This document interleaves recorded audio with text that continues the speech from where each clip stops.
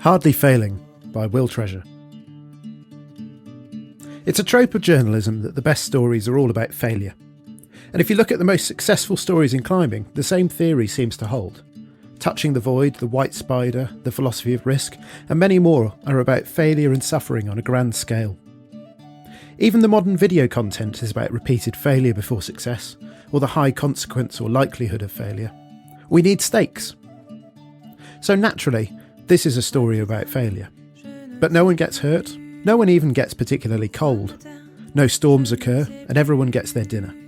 It's a single moment in time which describes the joy I find in climbing, and the fact that failure is really just about framing. Taghia is a wonderful place. 2.5 hours walk from the nearest road, itself a gravelly track through the Atlas Mountains, and you reach the barrier of limestone faces and gorges that mark the end of the valley.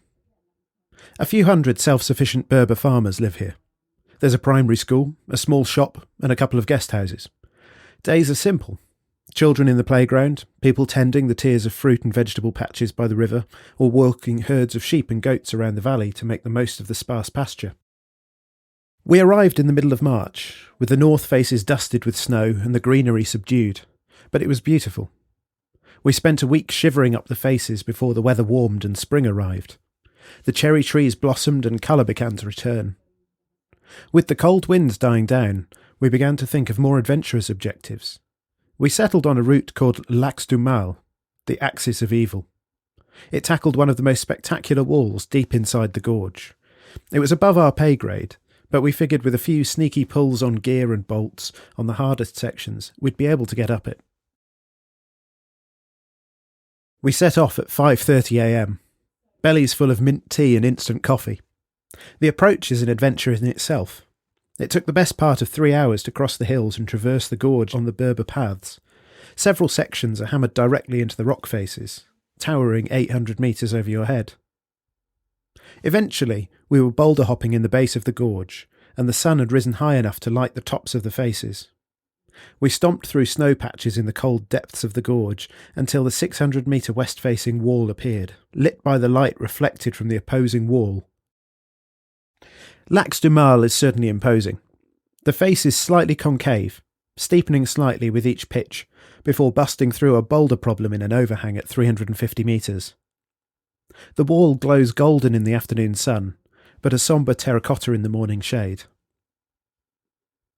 It's a sport route, meaning it's got bolts, but it's all adventure in practice. We were on the wall by 8:30 a.m, getting a shock from what was supposed to be the easiest pitch.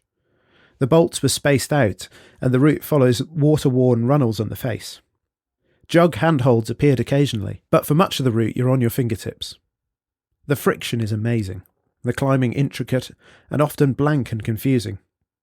The runouts between the bolts add spice. Being 10 metres out from the last bolt with no prospect of rescue should an accident occur certainly focuses the mind.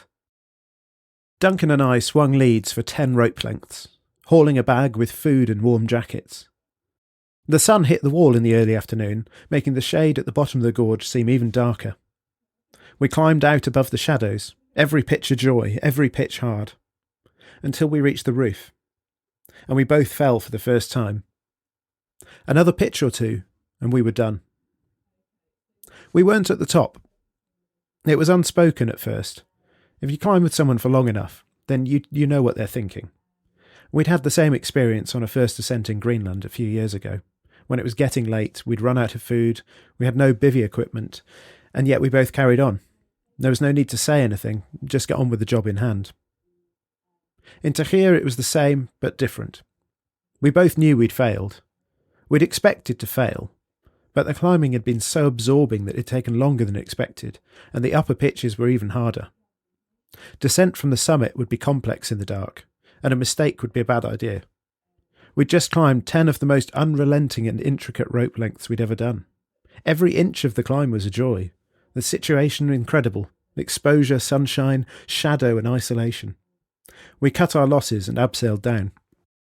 The face was so blank and smooth that every time we pulled our ropes they shot down past us, never catching or tangling. In an hour and a half of abseiling, we'd undone nearly 500 metres of glorious climbing. A failure, but the best kind. If we'd had the same day on single pitch routes in Spain, we'd be smiling for days. Out here in the mountains, it's a smile that doesn't leave. We picked our way through the gloom in the gorge for 3 hours until we found ourselves back in the village, a warm tagine and mint tea waiting. The stars are so bright that the mountains glow at night, with hints of mist washing around their faces and speckles of snow on the ledges.